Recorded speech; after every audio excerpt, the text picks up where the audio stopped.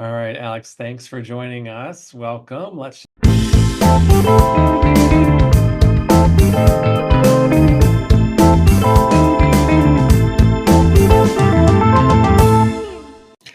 Hi, and welcome to We Do That, Careers That Make a Difference. I am Dr. Eric Legg, Associate Professor in the School of Community Resources and Development. And in this podcast, we're going to talk to alumni, faculty, and friends of our program about what they do, their ASU experience, and how they make a difference in the world. We hope you'll enjoy hearing from our amazing alumni, and I know you'll gain some insights and hear some great advice. Hi, I'm excited to bring you this conversation today with Alex Mierzwa. Alex is a 2019 graduate in nonprofit management and leadership and currently works for the U.S. Agency for International Development, commonly referred to as USAID or sometimes USAID. My goal was to learn from Alex about her pathway to a career in international development, and we will do that. But as you'll hear, Alex and I also meandered into lots of general life advice discussions. I think you'll enjoy it, and you'll also learn about Alex's fascinating path to her current career.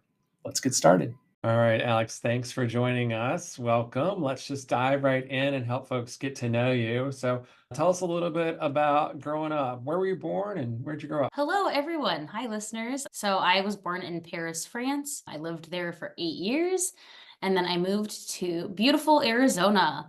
So I was raised in Phoenix. So I was there from like ages 8 to 18. So first 8 years were in Paris and then transitioned to Phoenix. So I was born in Paris is not a normal answer. So I suspect folks are going to be like, why were you born in Paris? So how did you get to Paris? I mean, I'm assuming your parents were in Paris, but Exactly. Very fair question, though. Yeah. So my parents actually met in Arizona. Yahoo. And then they were both working internationally. So my father was working in London, my mom was working in Paris. They were both working for large multinational corporations, obviously an international business. And then they were dating long distance between the two places. And then my father asked his company to transfer. I guess it was the most feasible thing. So then he moved to Paris with my mom, and then I was born. Yay. so just quickly, what were those first years in Paris like? Loaded question. Anyone who's been in a different country can just tell you that it's a different experience, right? So if you think about your current life now and think about your really formative years and the perspectives that you form and the relationships that you forge and just your relationships with school and cultural understandings, it was very different from what I experience now, not just as an adult, but also as a person who living in the US. Well, I think those years were very different from like when you were a kid, Mhm. rather than being an adult living abroad. Okay. So Paris to Arizona. So you're in Arizona starting at age 8. Mhm. So what were you like as a kid? What was I like as a kid? Excellent Yeah. question. I mean, actually, I was pretty much the same as I am now. So, like, very goofy. I was a loquacious lover of verbiage. So I was constantly talking. So I'm an only child, which it was that whole, that's where all that talkativeness came from. Actually, my mom told me this story really recently, which I think is hilarious. So I would go around parks, and to make friends, I always carried a backpack with me that had activities and games and supplies, so that I would ask people to play with me by presenting them with things. So I would say, "Hey, like, play with me, please. Yay, here's the game that we could play." So I think that's very representative of how I am as an adult too, I Uh-huh. would say. Yeah, that's a fantastic story. If I didn't already know you were a nonprofit management major, I would have said you were destined for a Parks and Rec management major. Right, I know. But it makes sense that you joined us. All right, so let's fast forward a bit. It's time to go to college. Uh, Woohoo. how'd you end up at ASU? Yeah, so being from Arizona, I wanted to be close to home, and I'd actually looked up different programs to do. I was initially, when I applied to ASU, I actually applied as a teacher. So I applied to be in the Fulton, and I was accepted, and I was really excited, but something was telling me that I wasn't sure if that was really the right choice. So I looked more I can't remember how I found it, but I found the nonprofit leadership and management program. And I was like, actually, and I looked through the coursework, all the curriculum, and I was like, this is exactly what I want. I'm sold. So, and also growing up in Arizona, I should actually also say I volunteered a lot. So my mom was really involved in the community. And so she'd bring me to events with her and she'd be like, yes, this is my daughter. She loves to volunteer and help people. Here you go. And so just like a bunch of organizations came to know me and they would like request me as a volunteer, particularly for fundraising, which is in part how I became a fundraising aficionado, let's say, during my time as an NLM major. Yeah. Yeah. So I find many of our NLM majors were passionate about a particular cause. Was that the case for you, or you just generally liked volunteering in the nonprofit world? Yeah, that's a really good question. So as I got older, I've always been really passionate about migrants and immigrants, but I didn't really understand what that meant from a young age, like what concrete cause I could support. But then as I got older, I became really passionate about refugees and asylees, a cause that I'm very, to this day, very, very passionate about. So, and it's something that actually in my current position help contribute to and facilitate also. So that's very rewarding. Right. Well, there is a particular organization, and I'm embarrassed I don't remember the name, but that leaves water out in the desert for migrants crossing. Once upon a time, Bobby, my wife, right, we're out hiking near Organ Pipe near the border and got very lost, as we tend to do when we're hiking.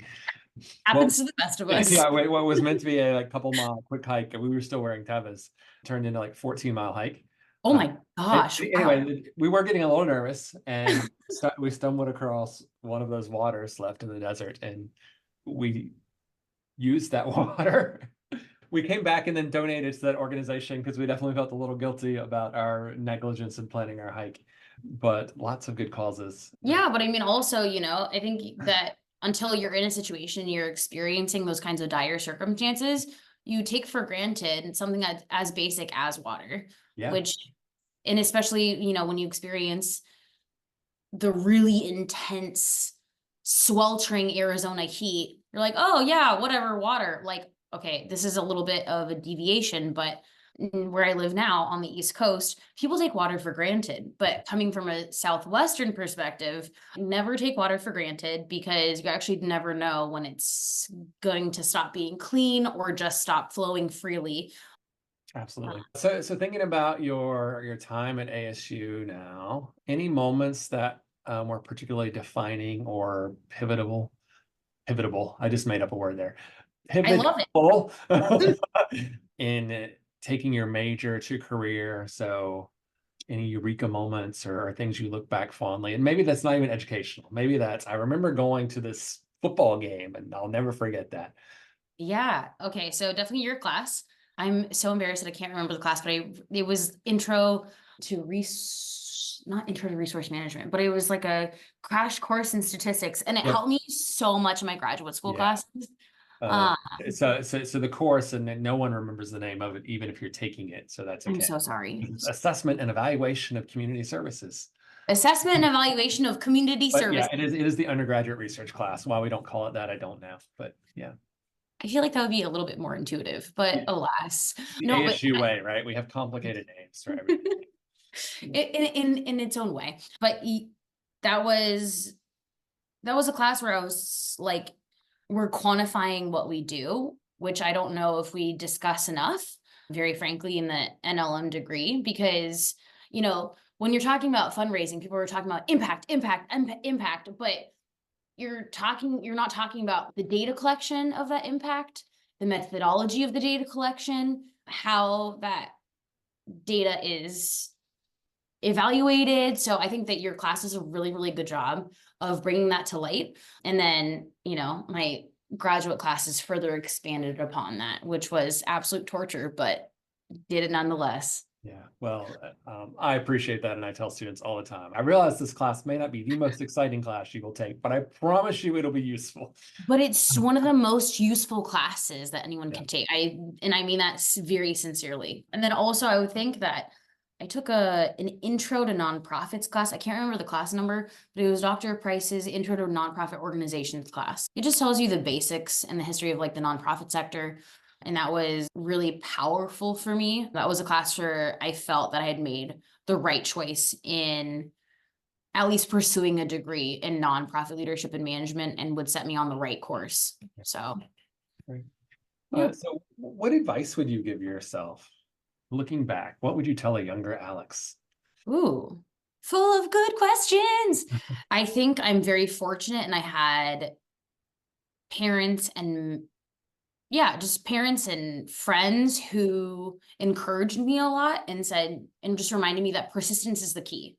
Persistence is the key. And so I think that no matter the dream, I really think that persistence pays off. And also keeping an optimistic mindset is very, very helpful. Again, I'm very fortunate, and I have both a community of support that supports both the positive outlook as well as persistence. Other than that, what would I tell myself? I think I actually don't even know what I would tell myself. I feel like my brain is just like flooded with possibilities, because already picking a college major is difficult, and then trying to find the right path, and it's like it's all going to work out. Like Yep. everything is going to be fine. I think that's probably actually what I would tell myself, is that everything is going to be okay. Yeah. Like you will figure things out. Yeah, so I think both of those are great pieces of advice. There's a lot of research out there that says grit, which is essentially a fancy word for persistence, predicts success above anything else, above IQ, above money. And I'm drawing a blank, but it's persistence. And I think what we often don't talk about, and I think you make a great point, is the optimism, because it's hard to be persistent if you're not optimistic. Yeah, because like hope, it's something that all humans have in common, but it can be Yep. so hard to maintain that hope, especially when you encounter so many obstacles. Also, Grit is the book by Angela Duckworth, Yep. the Mhm. sociologist. Okay, so sorry, again, tangent, but you had mentioned that in your class, and I was like, this lady sounds so cool. Yeah. So I started listening. She was a guest on a podcast with, oh my gosh, the guy who wrote Freakonomics, Right. Stephen. Stephen Levitt, people I mostly admire. Thank you. People I mostly admire. Okay, and we talked about them. So Angela Duckworth and Stephen Levitt all the time in my grad school classes. So literally thanks to you, I like discovered this massive personality who had a really significant presence in my grad school classes. Yeah. And And I've never told you that other than right now. So I'm sorry about that. no, But that's great. And I promise we will not go off on a tangent, but I have to say here, but Angela Duckworth has her own podcast with Stephen Dubner, who's the other guy from Freakonomics, called No Stupid Questions. I also subscribe to that podcast. That's why I said Stephen. I was tempted to say Stephen Dubner at first. Okay, but I'm gonna write both of these down. So I'm going to circle us back. So the other thing I think you said that's really wise, actually two things. One is that community of support. And I think it's important to find that, and there are lots of ways to find that, but it doesn't necessarily happen automatically. It takes some initiative to seek it out. So I encourage people to seek that out. And then the final thing you said, which I think is super important, is it will work out. And one day I'm going to have someone just interview me for this podcast and talk about my whole career journey. But it's quite the non-linear path, but it works out. And I think that's really hard to know when you're in college and everything's stressful, but it works out. It does work out, but I mean, also, life isn't meant to be linear. There are so many things in life to explore that it's absolutely a-okay to do lots of different things. Life is meant to be enjoyed, you know? I think that there's a lot of pressure. And I'm saying this as a person in DC, which is the most like between DC and New York that are just straight laced, like focus on work. Life is just meant to be, as I said, enjoyed, you Yeah. know? The only pressure that you're really putting, that anyone is putting on anything is on themselves. So if you can just take a step back and realize and like identify your passion, you're great, you know? Maybe that's just me. And I mean, and I just want to touch on the community of support thing, because I feel like a lot of people struggle with that. And so if I may just impart some advice to listeners struggling to find a community of support. Just identify like a point of interest and try to connect. Like college is the best way to find that community that has similar interests to you, because college campuses have so many clubs. Like if you like to go hiking, go join the hiking club. If you like to play intramural sports, go join the intramural sports clubs. And the thing is, these communities exist outside of college. Like, okay, I only really know this in the DC area, and I know that they exist Yeah. elsewhere. So in DC, we have intramural sports teams Mhm. all over the place. They're called VOLO, so it's VOLO leagues. I'm sure they exist in other parts of the country too. Yeah. It's And Phoenix Spray here. Yeah. Frey, we also have that here. Yeah. Yeah. So it's just, there's so many different opportunities. Also, Facebook is a great resource. You know, people just sign up. They have, like, I'm part of a Girls Who Hike, and then there are also some women on DC Instagram channels who like coordinate coffee shop hops and running sessions together. So find a point of interest and then go find your people. And that'll also, I feel like, make it so much easier to find that community of support. Yeah. Great advice. I'll add to that. I don't think students realize how much faculty are here to support. I think it's good to Like remind we you. are not like super scary people. We actually like helping and we actually like students. Otherwise, we wouldn't be in this profession. So that can I just talk to you about life? We actually like those conversations. Although confession, I'm always terrified when I talk to an alum and they start a conversation with, I remember when you told me, because I'm like, oh crap, what did I say?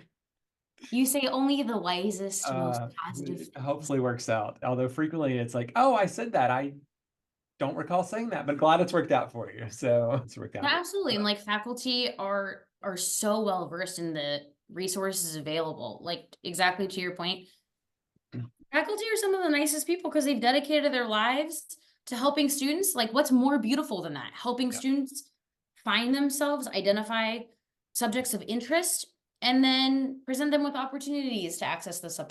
subjects of No, interest. it's a great life. Um, so one other thing I want to talk about that you just said, and then we'll move on.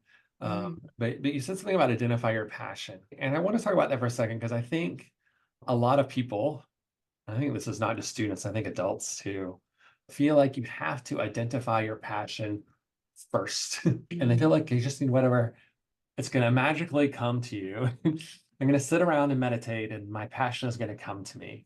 And it doesn't usually work that way.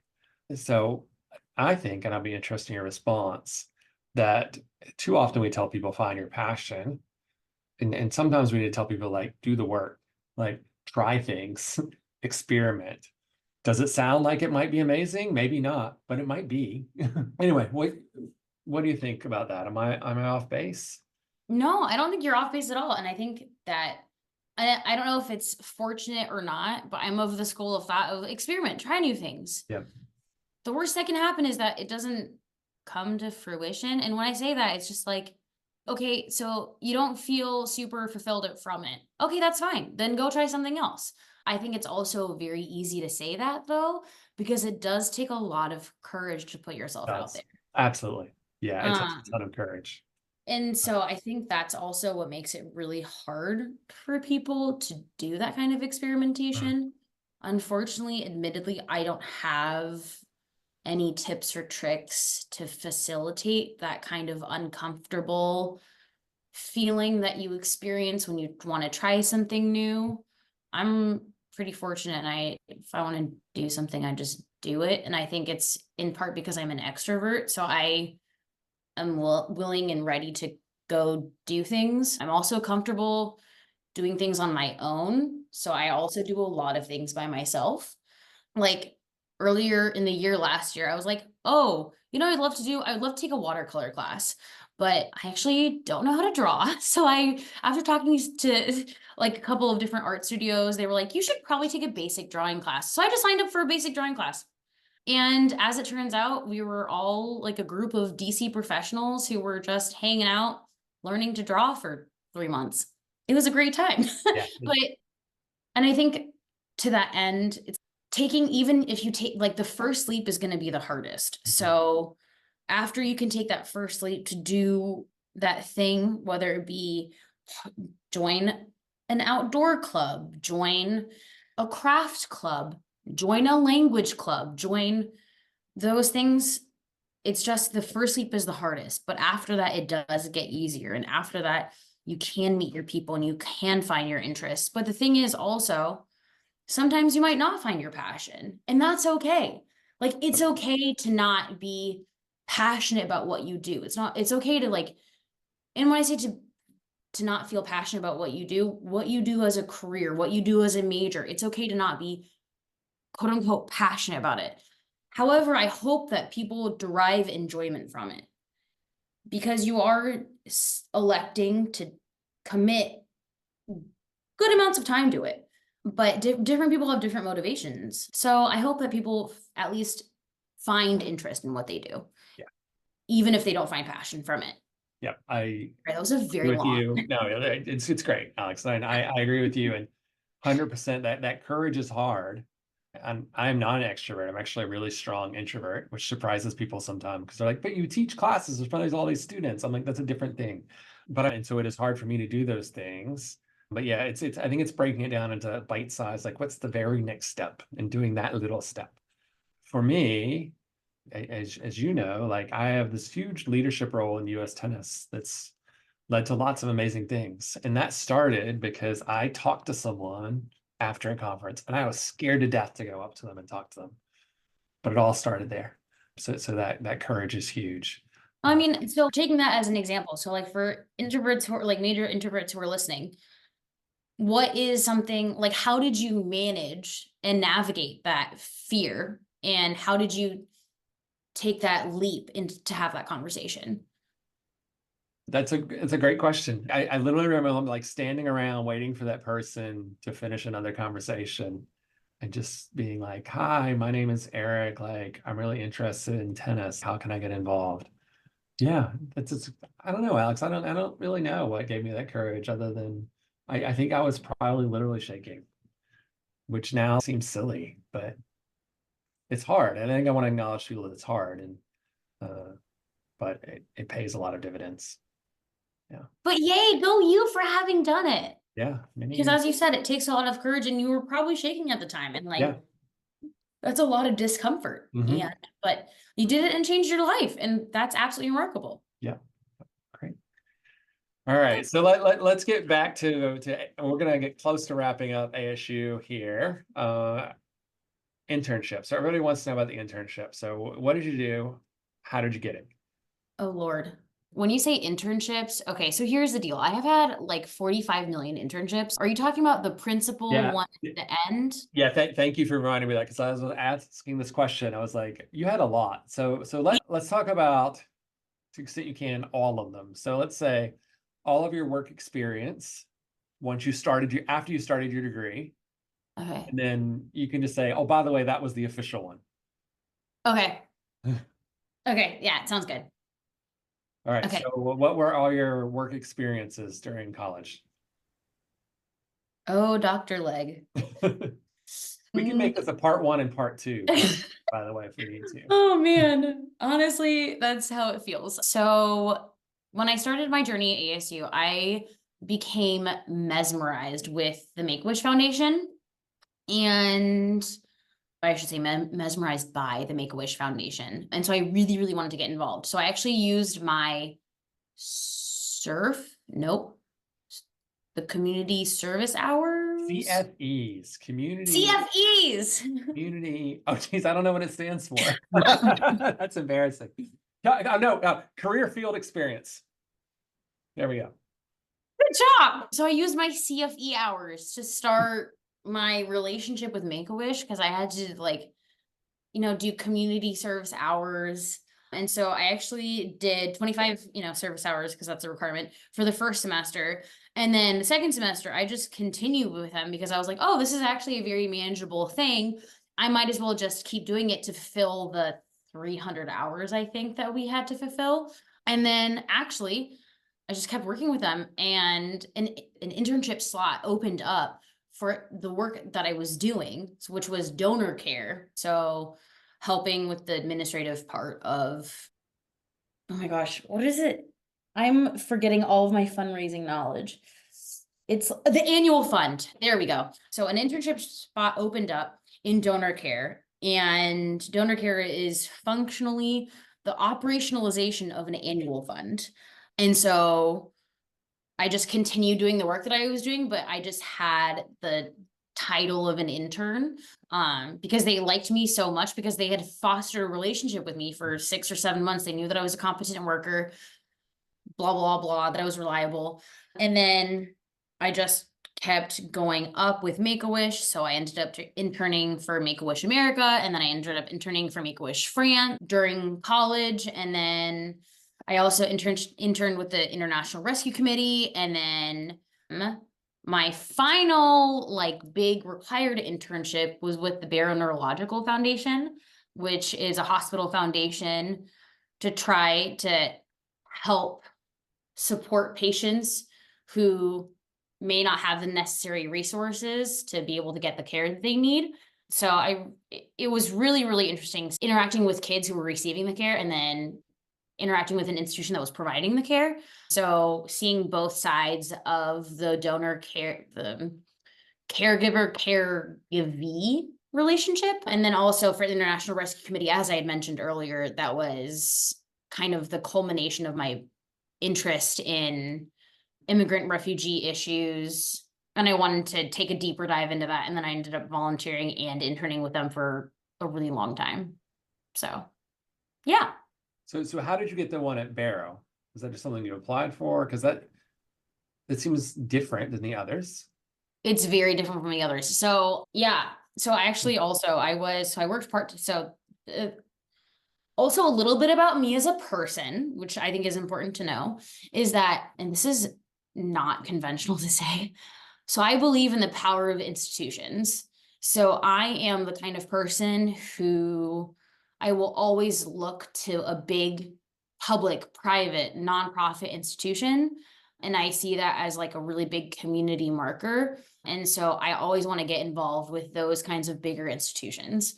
So how did I get involved with Barrow? So I'd been an administrator. What was I? I was a research administrator at ASU to like help the research pipeline into the university.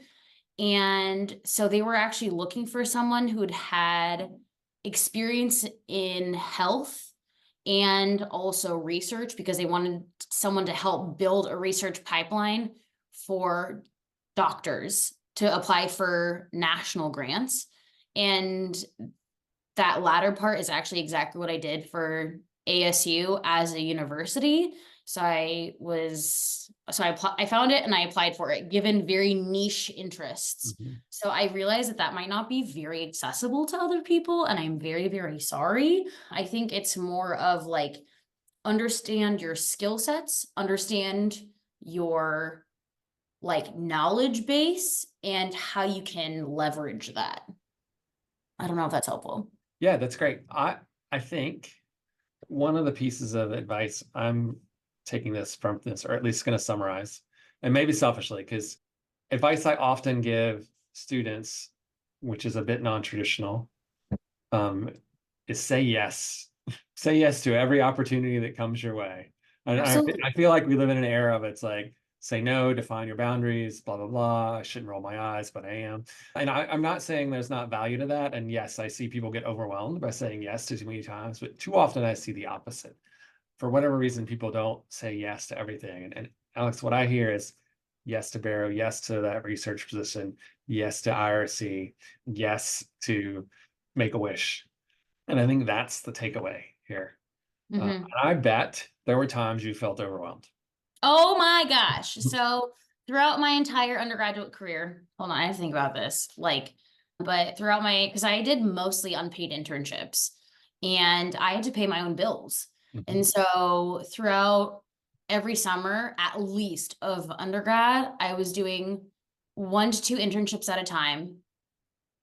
And then also working between 1 and 3 jobs at a time. Yeah. So I was crazy busy. And also during school, Like my first year of undergrad, I was working 50 hours a week for my first year, and I was doing a full course load, and I was volunteering. So I had no life. Yeah. I am not saying that I don't advocate for that by any means, because that's a lot, but I would say try to balance between the yes and the no, and be aware of your boundaries, because those are important, but also understand the limits of your boundaries. Mhm. So like, are you giving yourself cushion? Like if something comes your way, so like if you have two cool opportunities, understanding why they're cool, if one is going to benefit you more than the other, given different circumstances. That is a very vague and terrible example, but it's just being very, very careful as to how you invest your time and very limited resources, those being time and money, especially in school. Yeah. Yeah. Yeah. And I want to advocate for workaholism, but I think Yeah. too often people don't say yes enough. So I just wanted to like, because I Yep. agree, but also we all have to know our limits, and Yep. also advocate Absolutely. for health, take care of Yep. yourself. I'm probably a terrible example because, like you, I say yes to too many things, but it's also worked out really well for me. So I think this But I out. mean, and also I will say that now I've started saying no to things, and Yeah. it's so powerful. It's so powerful. And it really, but I mean, also I'm in a position where I can say I no. think that's the key, right? Like Yeah. you have to establish yourself and get these opportunities by saying yes before you can say no. And maybe Mhm. that's the difference. And I don't know where that, like how that comes to be. I think, yeah, I don't know how that comes to be, but the sooner you can establish it, the more liberating it is for sure. Yeah, great. Just think I would err on saying yes a little too much and being a little overwhelmed than saying no too much and missing out on opportunities. See, the thing is, I feel the exact same. And this is where I'm like, ooh, maybe we should have a different perspective weigh in. Because I think both of us are really eager to take on new opportunities and might sacrifice ourselves. Because Yep. I know I've done that in the past. As I explained, like freshman year, I had 45 majillion jobs plus school plus volunteer, like not even that persisted through senior year, but just in different ways. And then even in grad school, like, oh my God, I was taking an accelerated course load, then I had a job and an internship at the same time while doing a 1 year master's program, which is unheard of. Yeah, that's insane. You might have taken the say yes too far, but Yeah, so there are limits. there are limits. Absolutely. There are limits. Anybody listen, there are limits. And if someone's listening who is that like, no, define your boundaries, say no person, like reach out and we can have the counterpoint here. Yeah, exactly. I Exactly. agree. You and I take it too far. Maybe I'm on my soapbox that people don't say yes enough, but I think it often ends up in good things. But Um, it's like I think it's a good perspective to advocate for, and it's just like trying to hold these things in our brains of like one thing is not necessarily strictly bad and one thing is not necessarily strictly good. There's always balance in things. And so it's up to each and every one of us to understand our own balance of different priorities and how we can live like our lives to the best of our abilities. so you finished school, undergrad. What's next? Did you work or did you go straight to grad school? So guess what I did? I did another internship. Alex and her internships. A journey. So I was very fortunate, and I had a conversation with someone while I was like complete coincidence of a conversation when I was volunteering at Make-A-Wish France. So I did a study abroad semester in Paris in fall 2017. And the following summer, I interned with Make-A-Wish France. That's also how that happened. But while I was volunteering with Make-A-Wish France, I met this woman who just happened to be a VP at Disneyland Paris, and she and I got to talking, and I had just come off of my internship at Make-A-Wish America, and she had a strategic interest in emulating the business partnership, like the corporate alliances partnership model across the European market, similar to the one that was done in the US. And so she was like, haha, you know these things. And I was like, actually, I do. And here is all this information. And so she gave me a 28-day internship in Paris. So I had to secure housing, but I'm very fortunate. And because I was born there, I have family friends there. So I lived with a family friend for 28 days, did the internship, and then again, very lucky. They liked me so much that they decided to extend my internship by 3 months. So then I did that. And then they were like, haha, actually, you were great. Now try to pivot to do this other thing that we need you to do. So then they hired me short term for 3 months. Ta-da! So then that turned into a job, which was great. But then at the end of that contract, Disneyland Paris said, we cannot hire you full time with a full contract unless you get a master's degree. And so then I was like, okay, so I should probably shift gears and get a master's degree because it was on my radar. I was thinking about it anyways. And then I was like, okay, well, if this is inhibiting my ability to pay my bills, then I should probably get into a master's program.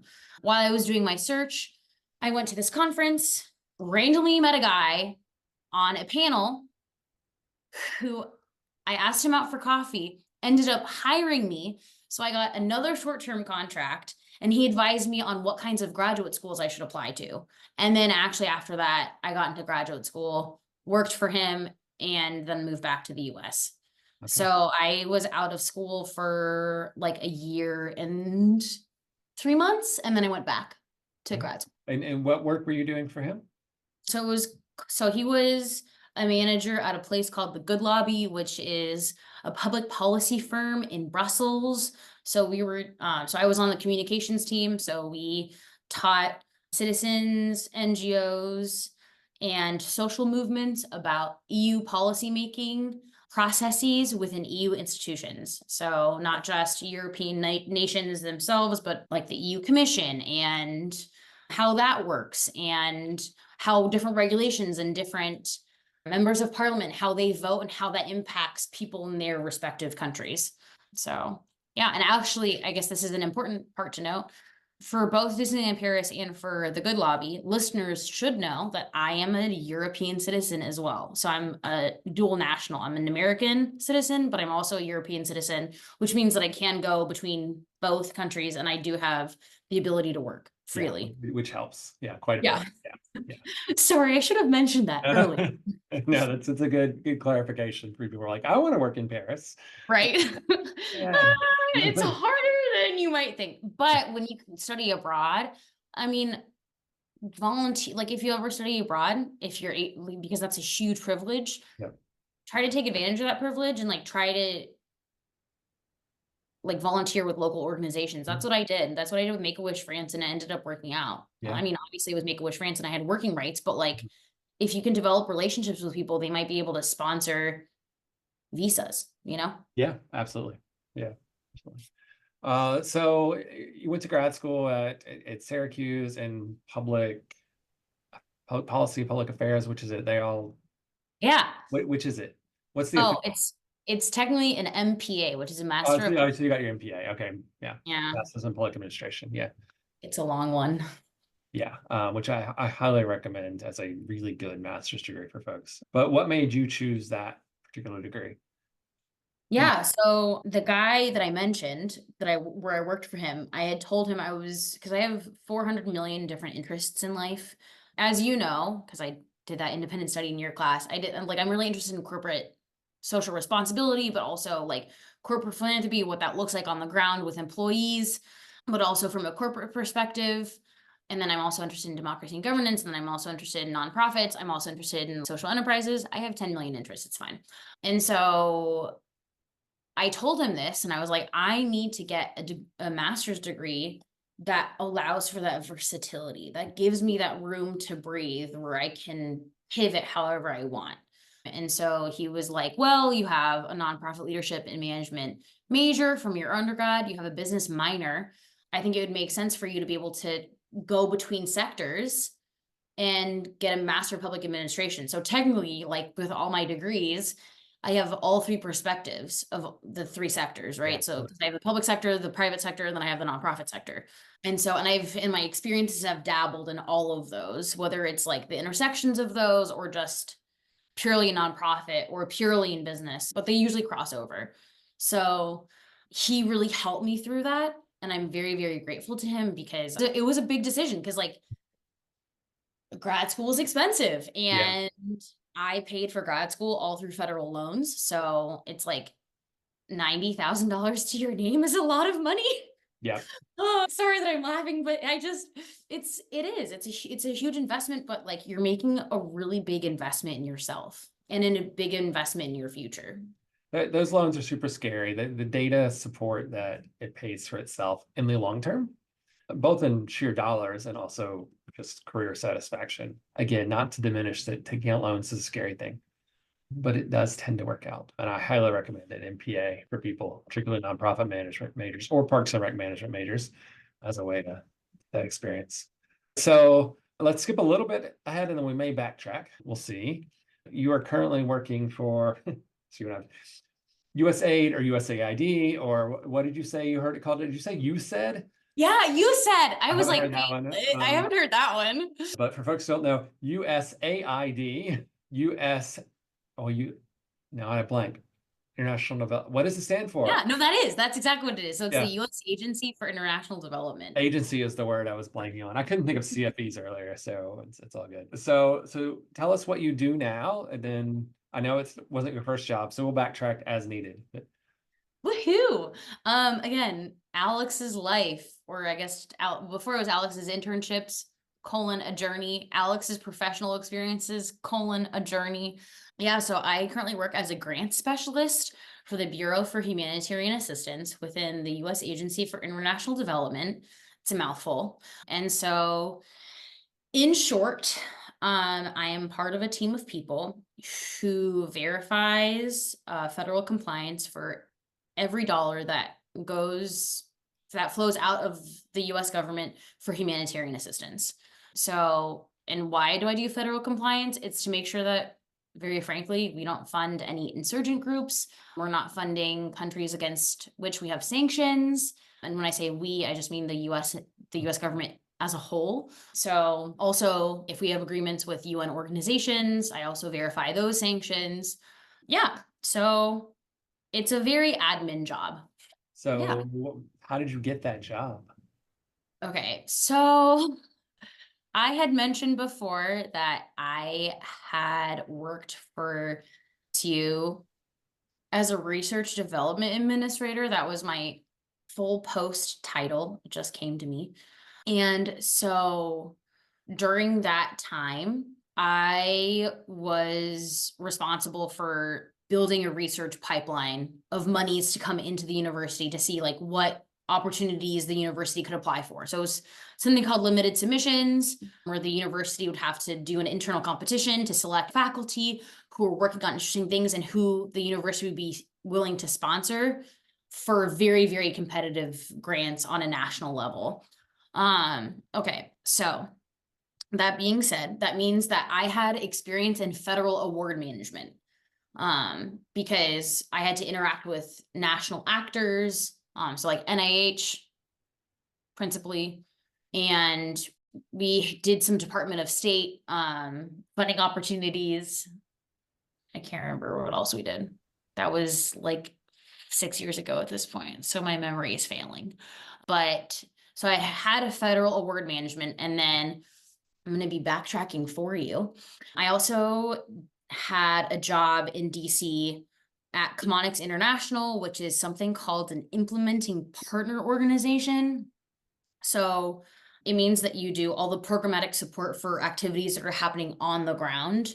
So I supported activities happening across West Africa for health supply chains. So when I say supporting activities, I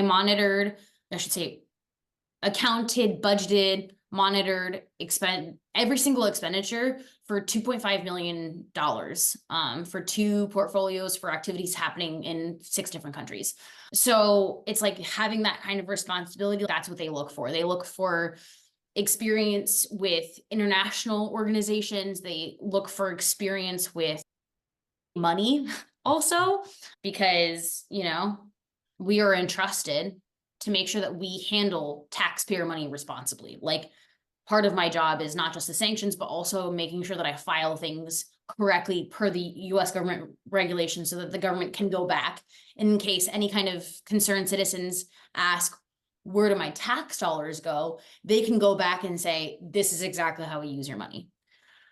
So I don't know if that answers the Yeah, question. that's great. And I was thinking we need like a diagram to track Oh how all Lord, your careers it relate to doesn't each make any other. sense. I don't Uh, even know myself. Sorry. That's why I'm like, I'm so sorry. no, it's great. And I think it also connects back to a couple of things we were talking about earlier. One, saying yes to opportunities, and B, it'll work out. Because my guess is when you were doing that research admin job at ASU, you had no idea that that skill set would be very relevant to your current job and that would help you get your current job. And I have to talk about my career path. And once upon a time, I was a consultant on executive pay. So we worked with companies to help them design their pay packages for their CEO, CFOs, which you would think is completely irrelevant to what I do now, but there actually is a lot of skill set overlap. I learned a lot in that job that I use now. Like what? Like, name 1 to 2 skills that you use. All the Excel, all my Excel skills came from that job. And a lot of my analytical skills came from that job. That makes sense. Also, Um, Excel is amazing. Yeah, yeah. I can also read a proxy statement in an annual report really well, which is probably not relevant to what I do now. But not all of it is. Um, But it's a skill but set. It's a it's a skill set skill you set. acquire. It's a skill set. Like it was very much an analytical job. And I do a lot of projects now where I consult with organizations. Now it's about different stuff. It's not about executive pay, but I know how that works. I know how to give a presentation, to write a report, to give to someone who works in the field, not another academic, which honestly a lot of academics don't know how to do. So we write in these journals and it's very esoteric style, but I know how to write for an audience that's not an academic. And I learned that in that job. So you never And know. Also, I still have very good friends from that job. So there's that benefit too. Yeah. we love that. Yeah. That's wonderful. So a lot of our students are interested in international work. So I guess my first question would be, for someone who's interested in international work, would you recommend a job like yours? Does it scratch that itch? I know you're not living abroad, but we've talked about that's complicated. So I would definitely recommend international work and international experiences, 10,000%. I think one of the barriers to entry is cost. So, cost as far as maybe having to pay for volunteer programs, or cost as far as moving to a new place Mhm. and maybe not having the financial means to just kind of pick up your life and go somewhere, because those are huge sacrifices. So, I think that a lot of research is necessary. Number one. Also, number two, understanding what kinds of, like, if you're interested in organizations, in countries, whatnot, tailoring your research accordingly. So, as I mentioned earlier, I'm an institutional person, and my whole goal in life is to try to help as many people as I can using my skill set. I know that my skill set is grants management. I'm really good at administrative work. So that is how I've tried to position myself in my life, is am trying to be in a job that has large scale impact, where I try to help a lot of people using that admin skill set. So if you want to do an international journey, lots of research, try to ask people about their experiences. So in the international development community specifically, a lot of people do Peace Corps, which I recommend, but then Yep. there are also other venues and other channels by which you can acquire either those experiences or similar experiences. And I mean, maybe the first step is talking to a Peace Corps recruiter, or, like, also I know that ASU is really starting to blossom in that space. There is an ASU-led initiative, and I'm trying to think of the name for it. Chloe Scott used to work there. Oh, Little Chloe Scott used to work at lab. Solar Spell. Solar Spell. There we Yeah. go. Boom. Yep. Okay, so like looking at opportunities like Solar Spell, or like I'm sure that there are also other opportunities across ASU that have international components. So finding people to talk to, it's just all about, I feel like, poking around, talking to people, and just researching. Because I would say that the way that I did it is not the conventional way to do it. Yeah. Yeah. Yeah. You're probably an anomaly in DC. Well, I know you are because you didn't do Peace Corps, you didn't go to law school. Legit though. Yeah. Like, it's just, yeah, no. Literally, I am one of the few people I've met who's involved in international development who has not done Peace Corps. And I mean that in all seriousness. It's crazy. But also, and that's where I would say the flip side of not having done that also means that you have a different perspective. Yep. So keep that in mind of like, what are you looking for in your abroad experience? Idealist.org has a lot of local international organizations that recruit for interns, either remotely or in country. And I've seen postings for South Africa, Uganda, Rwanda, Kenya. Yep. So yeah, I mean, also UN organizations are always hiring for interns, but again, those might be unpaid, so you just have to weigh your benefits, Yep. And I'll add for anybody listening, we have well, I guess now recent alumni who's currently doing Peace Corps. So it is a viable option for students in our program to do Peace Corps. That's something you want to do. So I want to reframe that question a little bit. Your answer might be the same, but someone who's interested in international work, but not necessarily going abroad. So like USAID and that kind of work, do you think that kind of scratches that itch if I get international development experience, but I'm stateside?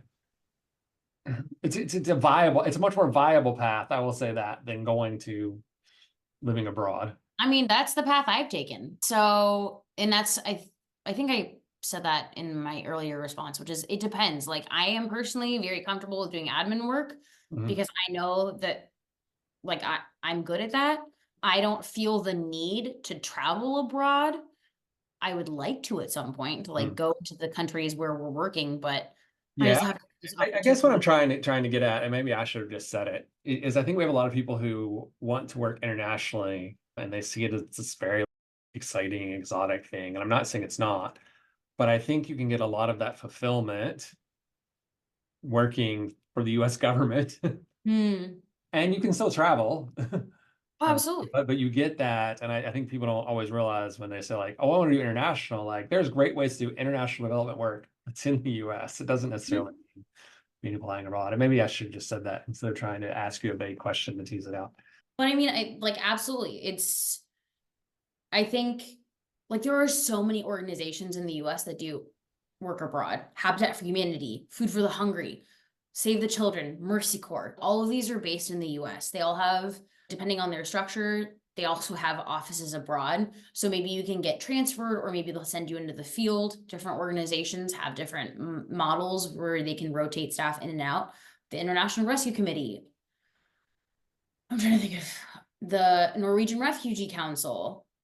I'm trying to think of all the people I work with. Action Against Hunger.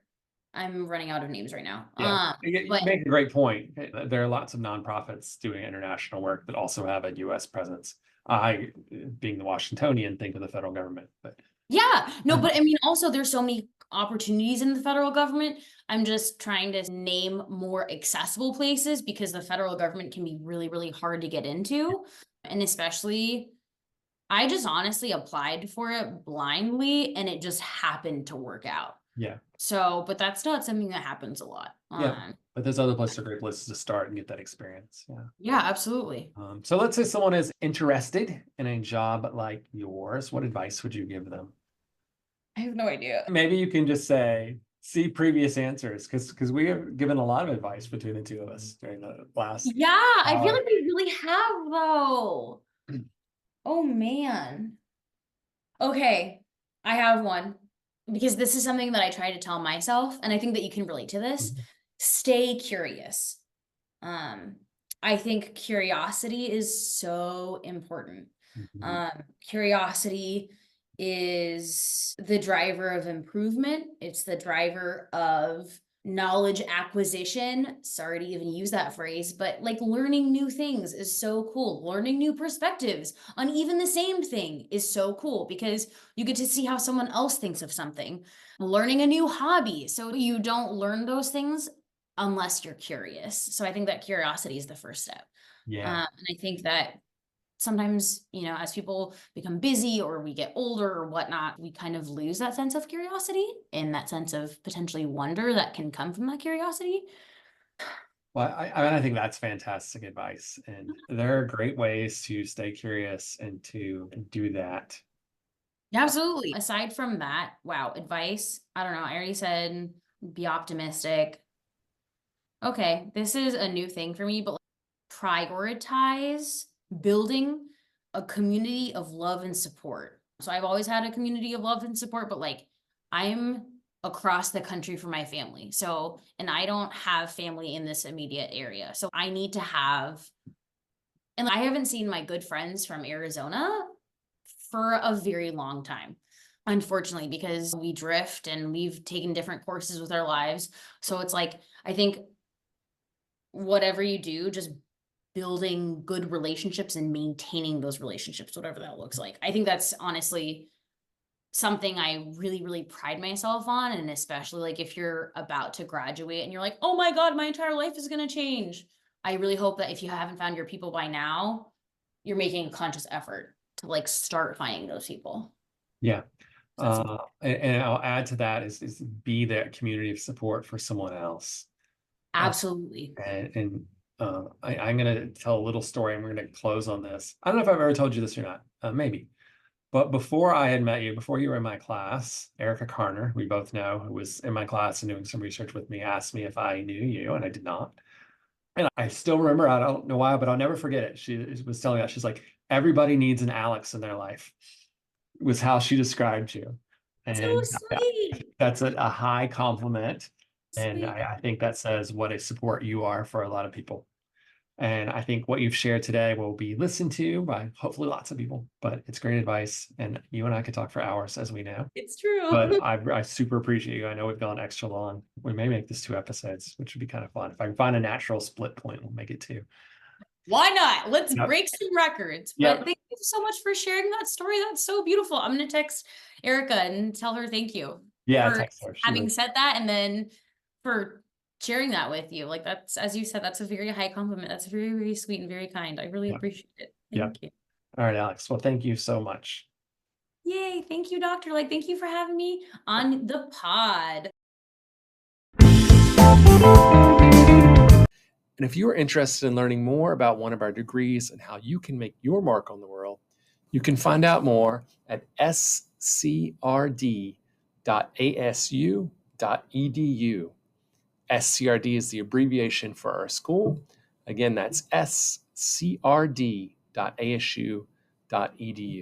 Or email me at eric.legg@asu.edu.